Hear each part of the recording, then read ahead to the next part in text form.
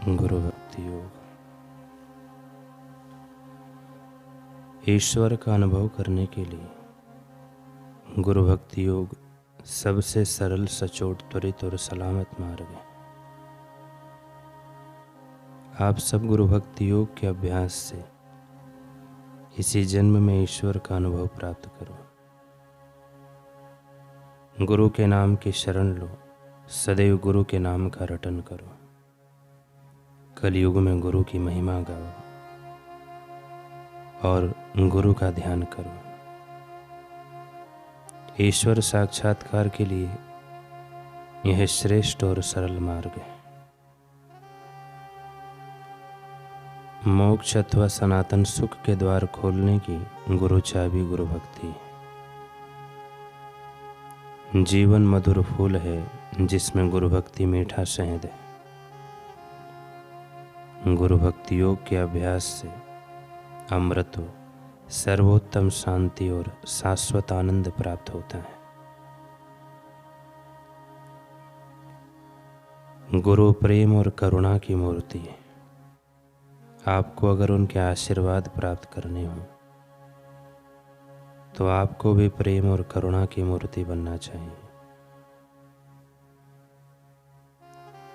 गुरु के प्रति भक्ति में शिष्य के हृदय में स्वार्थ की एक बूंद भी नहीं होनी चाहिए।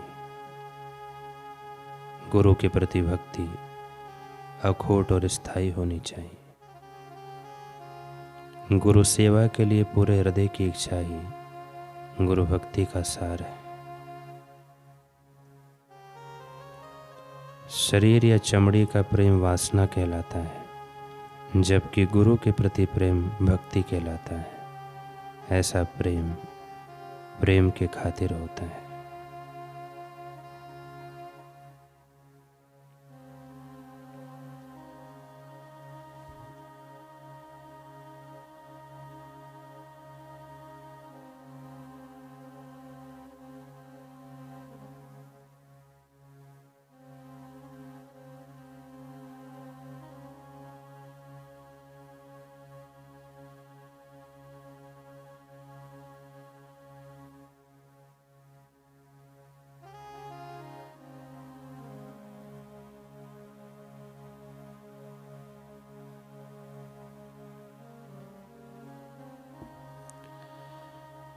सच्चा धन और महाधनवान।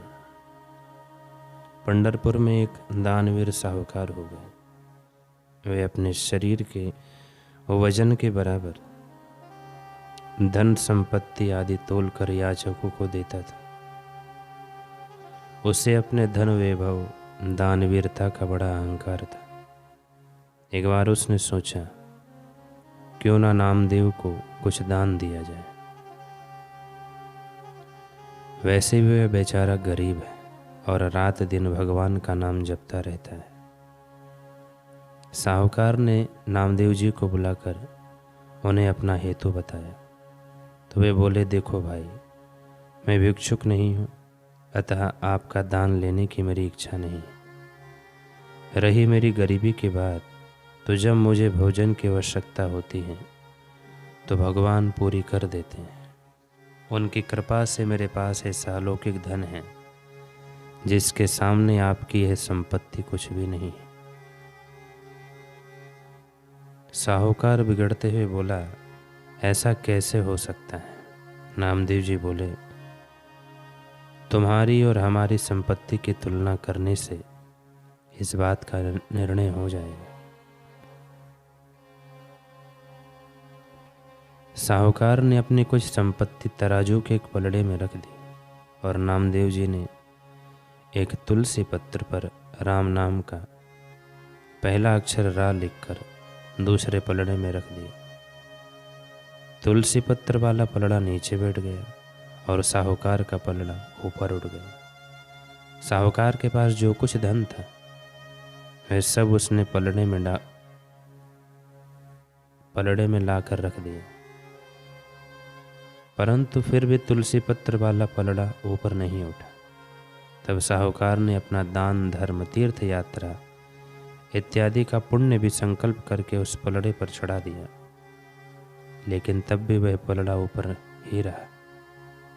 साहूकार का सारा गर्व गल गया, उसकी आंखों में आंसू आ गए। वह अत्यंत भाव विभोर होकर नामदेव जी के चरणों में गिर पड़ा और प्रार्थना पूर्वक हाथ जोड़ते हुए बोला, परमात्मा के प्यारे महाराज, मैं नाहक धन वैभव के मद में चूर होकर अपने को बड़ा धनवान, दानवीर तथा हीरे मोती जवाहरत को ही सब कुछ मानता था। लेकिन आज आपकी करुणा कृपा से मेरा अहंकार चूर चूर हो गया। अब आप मुझ दास पर दया कीजिए कि मेरा शेष जीवन उस आत्मधन को पाने में लगे जिसे आपने पाया है।